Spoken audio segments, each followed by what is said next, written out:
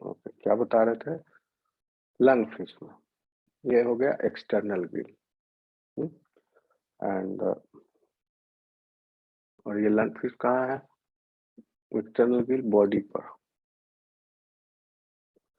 उसके larval body surface पर।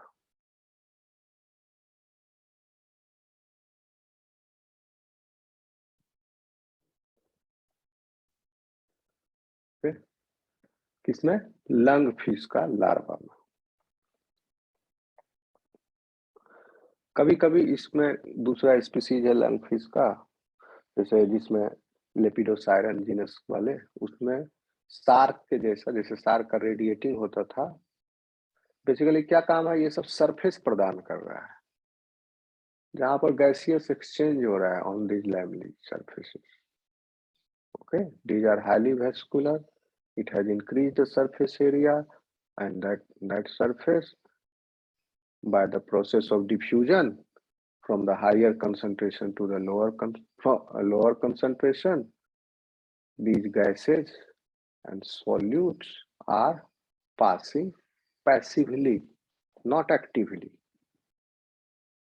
ठीक है, along the concentration gradient it is going. So passively हो रहा है, जैसे पानी अगर ऊपर में डाल दिया तो अपने आप फैलेगा नीचे की तरफ, पैसिव प्रोसेस है, ऊपर नहीं जाएगा पानी, ऊपर जाना इज द एक्टिव प्रोसेस, तो उसके लिए बल लगेगा, कार्य करना पड़ेगा। पैसिवली हो रहा है, इसको कोई मेहनत करने की जरूरत नहीं है, पैसिवली एक्सचेंज। हाँ, मेहनत इतना करना पड़ रहा है कि वाटर को, इसको स्विम करना पड़ेगा, यहाँ कॉन्स्टेंटली नया नया पानी आते जाए, एक जगह स्थिर हो जाएगा तो वहां के अगल बगल का पानी का ऑक्सीजन खत्म हो जाएगा, सोख लेगा, कम हो जाएगा, डिप्लीट हो जाएगा। ओके, तो थोड़ा सा आगे जाएगा, तो इस तरह से घूमते रहेगा और नया नया पानी के टच में आकर के ये वहां से गैसियस एक्सचेंज करते रहता है। ओके, कितना समझ में आया? Yes sir.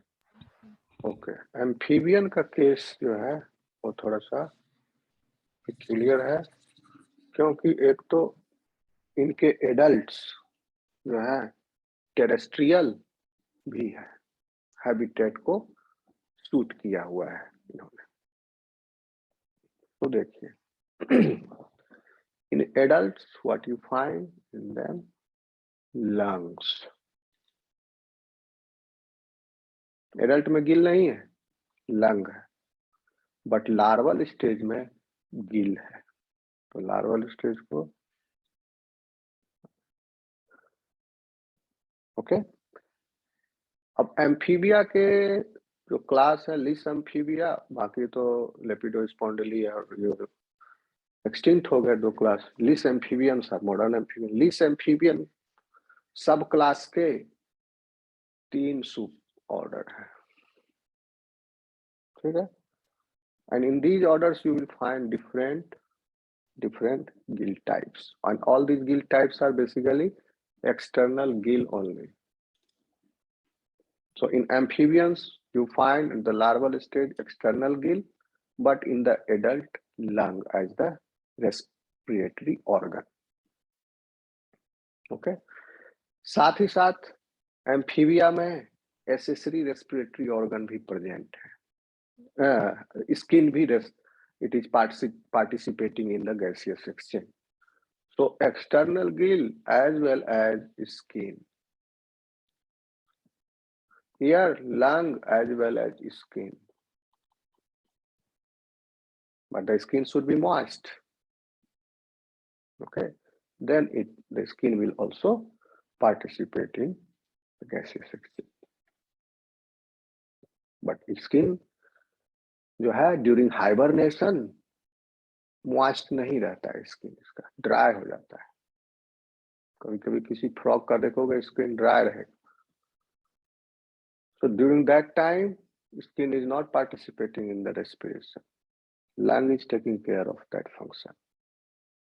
But the requirement is less at that time because the animal is in hibernation. So metabolic rates are lower. So the requirement of the oxygen is also less. So lung alone can take care in that situation that. लेकिन जैसे ही condition favourable आया, बारिश हुई, पानी आया, मेढक निकला बाहर, एक्टिव हो गया, हाइबरनेशन को छोड़ा, पानी के संपर्क में, skin has become moist, it will take part in the respiration, lung के साथ भी स्किन सब। ओके, तो एम्फीबिया में आप देखेंगे 3 क्लास ऑर्डर्स आपको बता चुके हैं, अपोडा, यूरोडेला एंड एन्यूरा।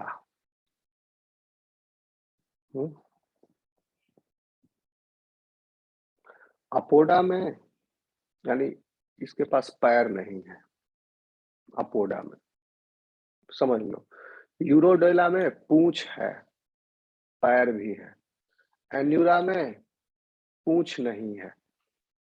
ऐसे एम्फीबियन समझने के लिए समझो, एन्यूरा में पूंछ नहीं है तो ये है फ्रॉग्स। यूरोडेला में पूंछ है, ये है सैलामेंडर्स। सैलामेंडर्स, एक्जोलोटल, ये सब। अपोडा में पैर नहीं है, पूंछ है, मतलब पूंछ is not distinct but body का लास्ट एंडिंग है इसे, बट पैर नहीं है। सो ये है caecilians. Caecilians, hardly you will find it. Caecilians आ रहा है समझ में स्टूडेंट्स? Yes sir. इसको मिटा दें।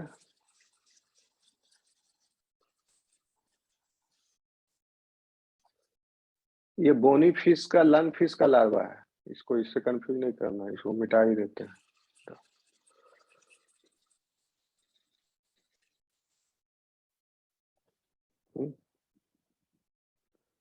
और देखो कैसा है इनमें, लार्वल स्टेज में इनमें।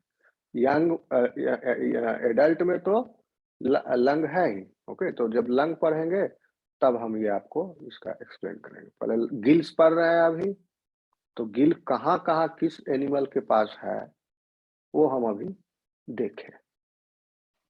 आ रहा समझ में? Yes sir.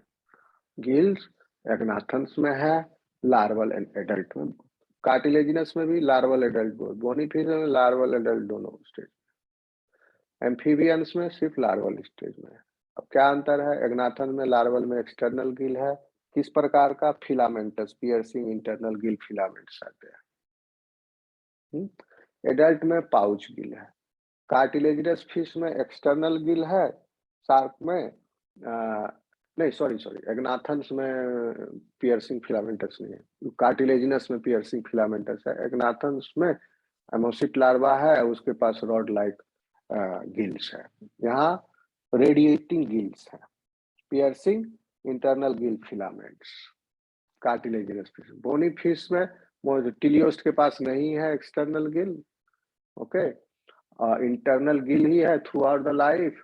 और एक्सटर्नल गिल है किसमें? लंग फिशेस, सार्कोप्टेरिकी ग्रुप में है आपका लंग फिश में, वो अभी दिखाया ही। इस तरह का एम्फीबिया में तीनों क्लास का अलग अलग तरह का एक्सटर्नल, क्लास बोल रहा हूँ, ऑर्डर का अलग अलग एक्सटर्नल गिल है।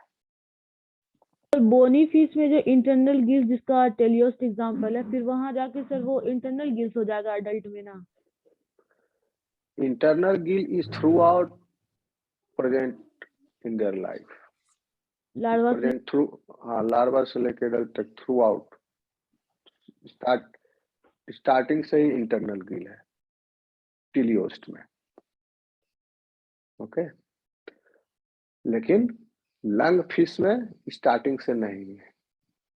लंग फिश में हो जा रहा है आपका एक्सटर्नल गिल पहले, और लंग फिश में इन एडल्ट आपका internal Gill plus lung.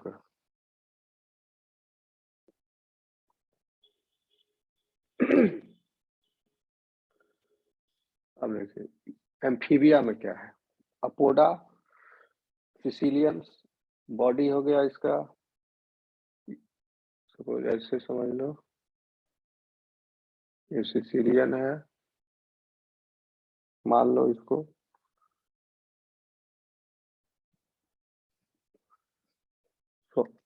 on its body you will find leaf-like external gills.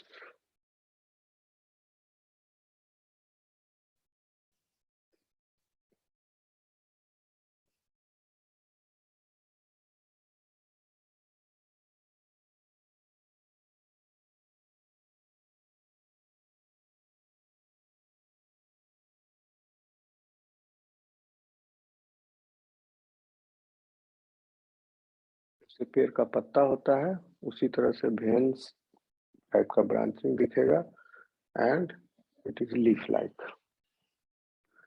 इसमें अपोडा में,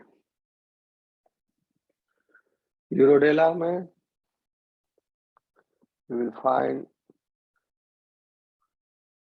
external gills but also opercular folds are also present there. Okay, in some the folds are there, in some folds are not there. So salamander में opercular folds are there and urodales में not there. And exolotal में नहीं होता है. Salamander is also famous for neoteny, means retention of the larval characters in the adult. तो adult salamander के पास भी यही एक्सटर्नल गिल है, इसीलिए इसमें ओपरकुलर फोल्ड्स है, मतलब इस तरह से है।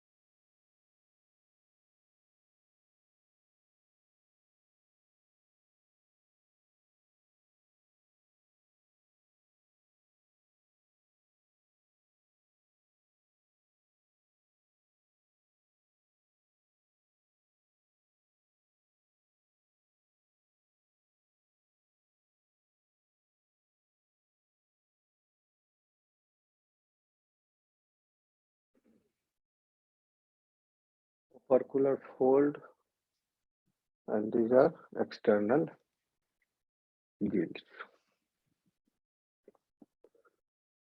Frog में you will find again in tadpole larva external gills.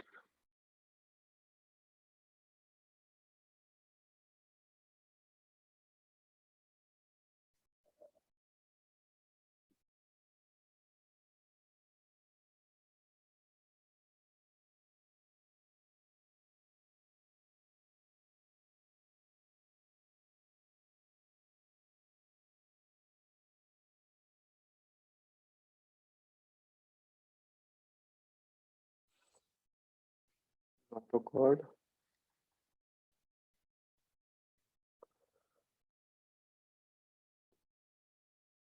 और यहाँ पर you will find 3 external gills.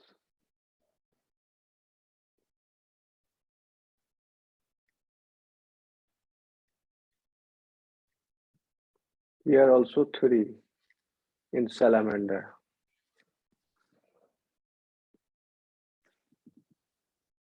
Okay, तो ये हो गया आपका एक्सटर्नल गिल इसमें, और ये सब जैसे ये हो गया टाइडपोल, ये मेटामॉर्फोज कर जाएगा, तो this Gill will go. This will also undergo metamorphosis and this leaf-like gill will go then. This salamander, after the metamorphosis, it retains this larval character, that is gill. So you get this thing, neoteny. You find neoteny in this group. Okay student, इतना समझ में आया? Yes sir. Okay,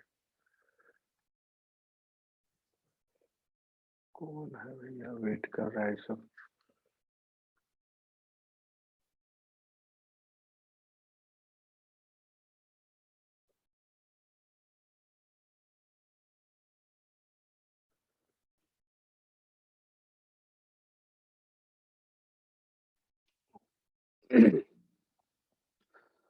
और you should know कि अब ये internal Gill क्या है। एक्सटर्नल गिल तो बता दिए। ओके, लार्वा में दिस फिश जस्ट सीन। अब एडल्ट में किस तरह का गिल्स है इन सब में? तो चूंकि लैंड जब पढ़ेंगे तब ये पढ़ेंगे, तो ये सेपरेट कर दो। हम एग्नाथन्स में, कार्टिलेजिनस फिश में और बोनी फिश में, ये तीनों क्या है? Internal gills. गिल्स।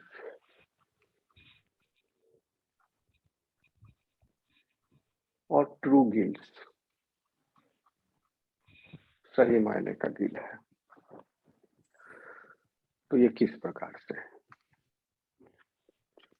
आया समझ में? आगे चले।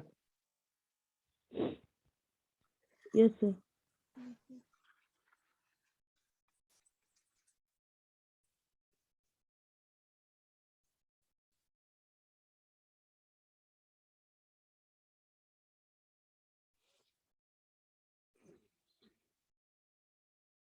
One by one we will discuss. First, इसका नाम है एग्नाथा का।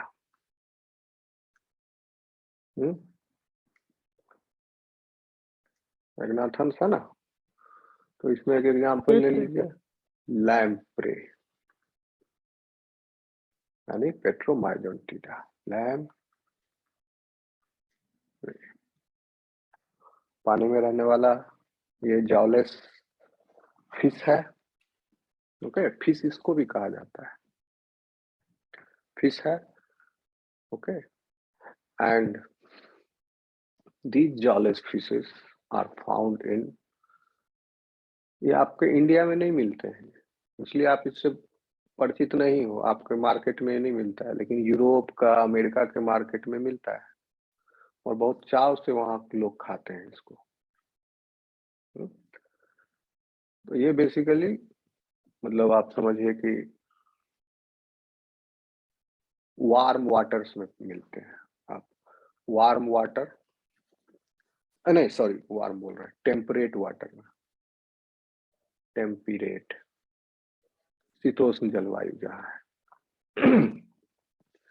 यानी ठंड के टाइम पर काफी ठंड पड़ती है और गर्मी के टाइम पर थोड़ा सा गर्मी, बस हल्की गर्मी। तो अमेरिका है वहां मिलता है। तो ये लैम्प्रे है, छोटा एनिमल है और इसको in the adult stage what you find in them, pouch gills at the principal is the respiratory organ. So you see here, I draw it, जितना भी प्रिसीजन से कर पाएंगे करेंगे।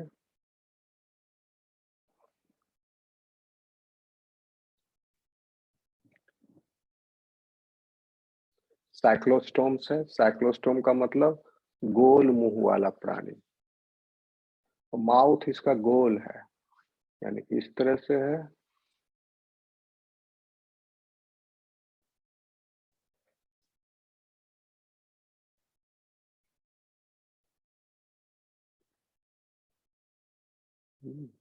नीचे में शक्कर होता है, यहाँ दांत सब रहता है इसका, और ये पैरासिटिक है। तो क्या होता है, एडल्ट स्टेज जो है ये टीथ होते हैं, रोज ऑफ टीथ्स। ये फिश को, बड़ी बड़ी फिशेस को, ये बॉडी में उनका जोंक है, समझ लो लीच है फिशेस का। It attaches with their hook present in its buccal apparatus into the fish body, and it sucks the blood of the fish. यहाँ पैरासिटिक है ये। इसका लार्वल स्टेज पैरासिटिक नहीं है, ये पैरासिटिक है। तो इस तरह से आपको देखने में गोल लगेगा, लेकिन हम इसको सीधा करके बना रहे हैं so that the pharynx is exposed. That's why यहाँ पर आपको इस तरह देखने को मिल रहा है, बट माउथ इसका सर्कुलर है।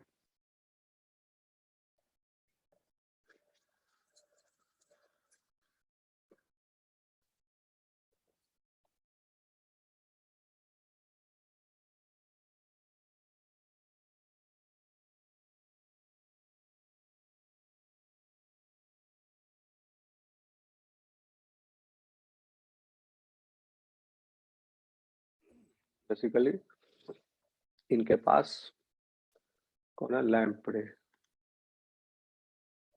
They have how many 6 to 15 pairs of gill pouches।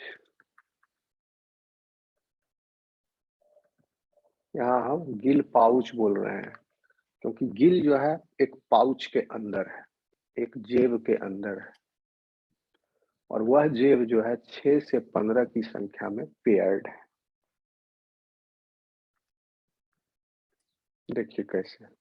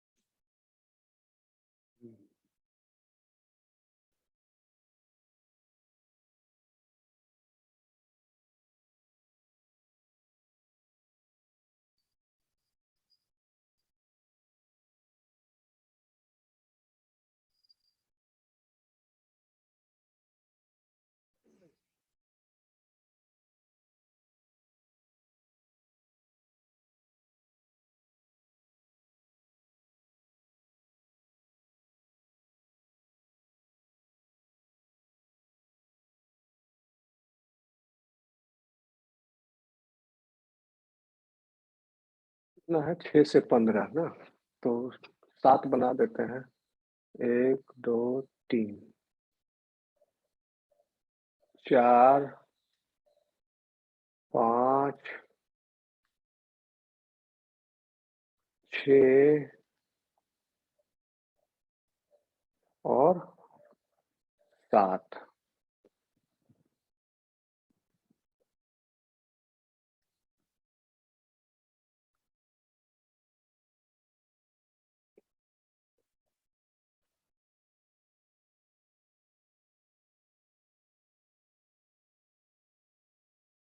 दिख रहा है drawing?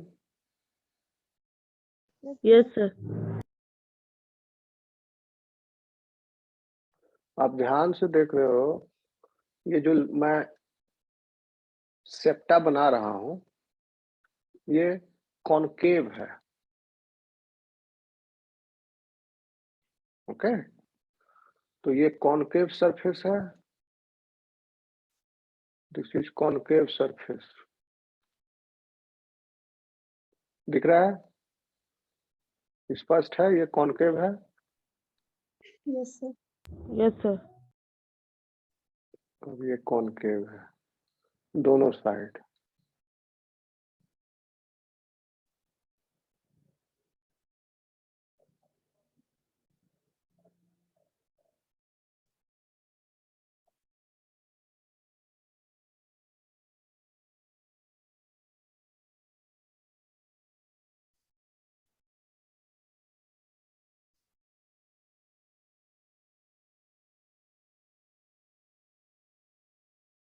Six to 15 pairs can be present depending upon the species। पेट्रोमाइजोंटिडा में भी कई स्पीसीज हैं, करीब 40 के लगभग स्पीसीज हैं, and half of them are parasitic. 1 2 3 4 5 6 है, और उसके बाद 7वां हो गया आपका ये वाला कैसे 1 2 3 फिर से गिनो 1 2 3 4 5 6 और 7 ये। फिर इसका बॉडी है और यहाँ पर एंड हो गया फेरिंग्स इसका।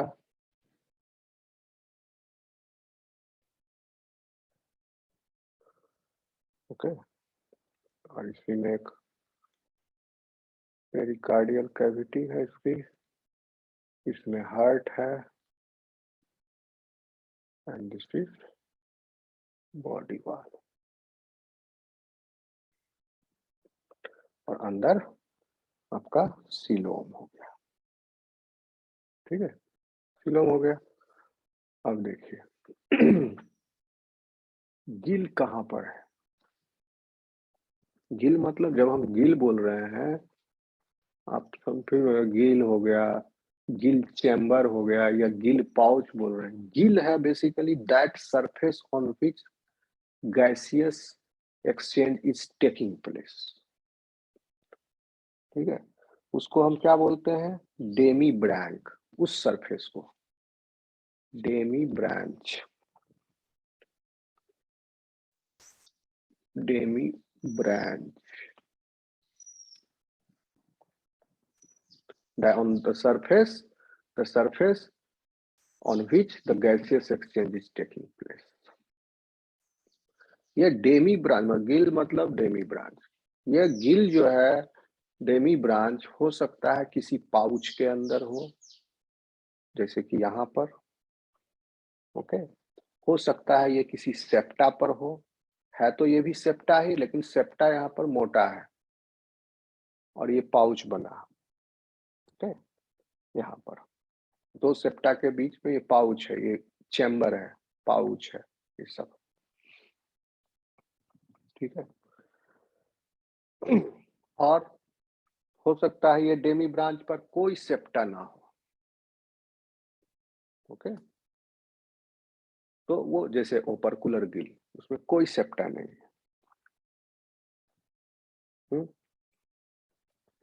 यहां पर भी सेप्टा है, वेल प्रोमिनेंट सेप्टा। आप सेप्टा क्या देखोगे? ये इवोल्यूशनरी जो है ये डिक्रीज होते जा रहा है। सेप्टा क्या है? जस्ट एक सरफेस है, on this surface there is another surface. ये हो गया सेप्टा और ये हो गया डेमी ब्रांच। तो सेप्टा की जरूरत बाद में नहीं रह गई। पेट्रोमाइजोन्टिडा है, मोटा सेप्टा है। कार्टिलेजिनस फिश सेप्टल गिल है, पतला सेप्टा हो गया। बोनी फिश ओपर्कुलर गिल है एडल्ट में। ठीक है, सेप्टा पूरा गायब हो गया इसमें। जैसे जैसे एडवांस होते जा रहा है, ये नॉन असली काम तो हो रहा है डेमी ब्रांच पर। डेमी ब्रांच जो है और ज्यादा इवॉल्व हो रहा है और कॉम्प्लेक्स होते जा रहा है। बोनी फिश जब पढ़ेंगे तो आप देखोगे वहां कितना इवॉल्व हो गया Demi branch. How it is very different from this two types of gills. So basically gills are of two types. Internal gill में when this surface is found in the pouch demi branch, then that time it is called as pouch gill. When the demi branch is found in the septa, यहाँ पर भी septa में ही है, but the septa is quite thick. देखिए कहाँ पर है Demi branch, आ रहा समझ में? जो मैं रेड बना रहा हूँ ये डेमी ब्रांच है। So this demi branch is present on both anterior and posterior wall of the septa. ये septa है, इसका anterior wall ये हो गया, posterior wall ये हो गया। दीवार के दोनों तरफ प्लास्टर है, समझ लो। तो ये septa के दोनों तरफ डेमी ब्रांच है।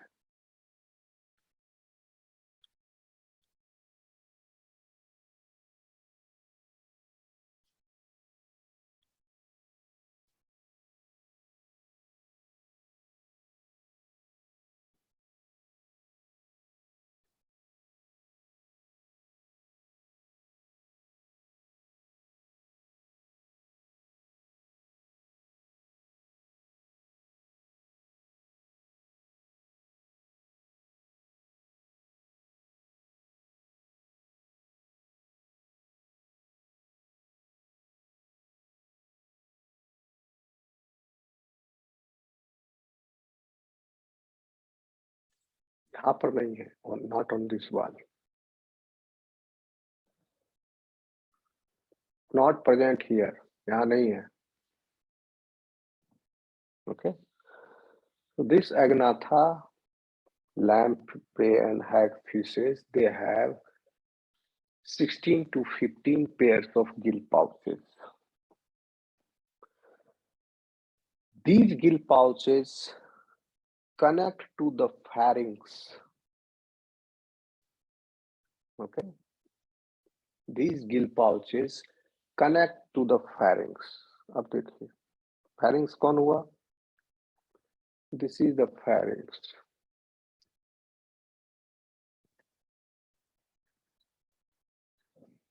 pharynx बीच की जगह जो है ये pharynx है। ओके, पतला हो गया pharynx, थोड़ा सोच लो और मोटा है, pharynx है। तो गिल पाउचेज जो है pharynx से कनेक्टेड है, ये pharynx हो गया जो डॉट से दिख रहा है स्टूडेंट्स, जो डॉट डॉट हम किए स्पेस में, it is this is pharynx. Is it visible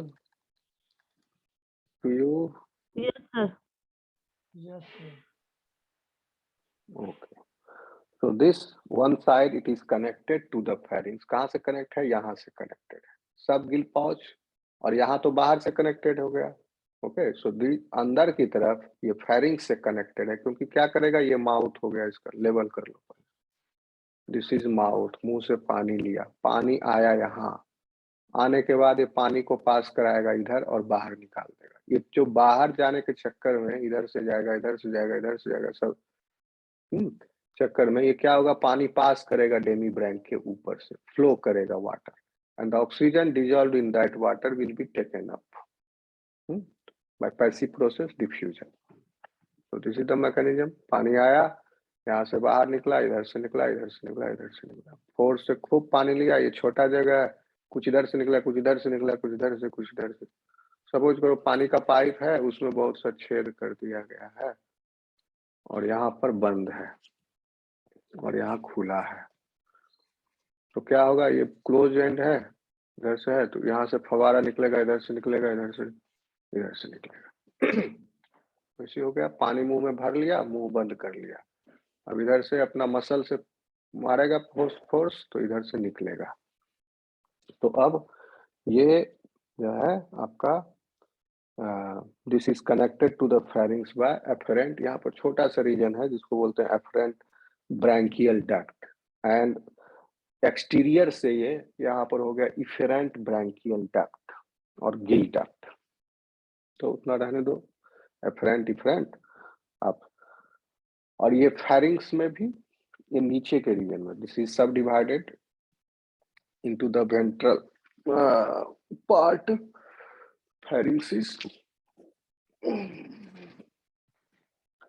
और जो वेंट्रल पार्ट है उसका, that ventral part forms the respiratory tube, and the respiratory tube is isolated from the digestive tract by velum. जो आप में इपिग्लोटिस कर रहा है वो इसमें वेलम कर रहा है, समझिए, वेलम ही इवॉल्व होके बाद में इपिग्लोटिस का रूप धारण कर लिया, तो वेलम आ गया पहले ही, इपिग्लोटिस। तो ठीक है, तो लाइक दिस इट है, आ रहा समझ में? Yes sir. गिल पाउच क्या हो गया, ये गिल पाउच है, गिल पाउच।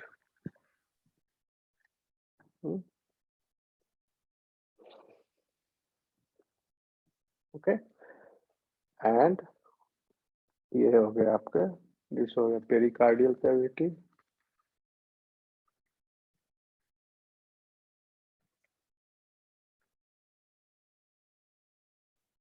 दांत हो गया इसका, बट दिस माउथ इज ऊपर में ये सर्कुलर है, cyclostome, and this one is external pore. Pore और स्लिट में क्या अंतर है, जब हम पोर, दोनों ओपनिंग ही है, पोर हो गया ये छिद्र और स्लिट हो गया फाका, स्लिट। जैसे शार्क का अगर फोटो देखे होगे तो you will find 5 slits in it, might have seen it. देखे हो?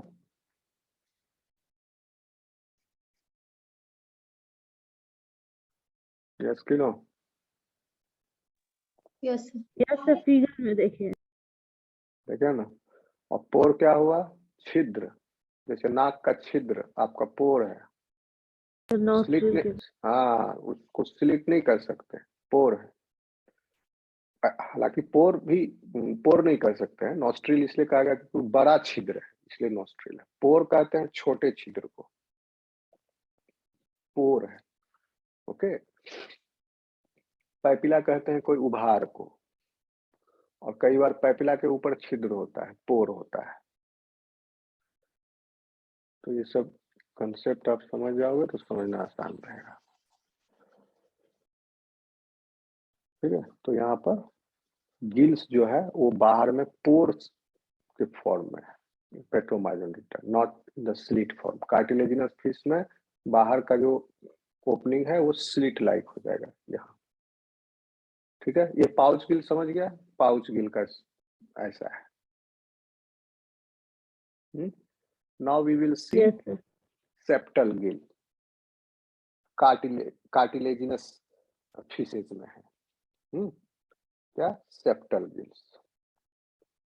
तो आज ये टारगेट रखो कि ये ऑर्गन्स ऑफ द रेस्पिरेशन हम लोग खत्म कर ले, कम से कम इतना में, ताकि अगले क्लास में लंग पढ़ सके।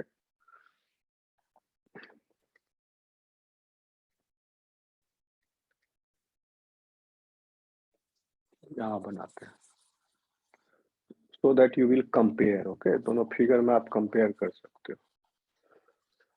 You will be able to compare.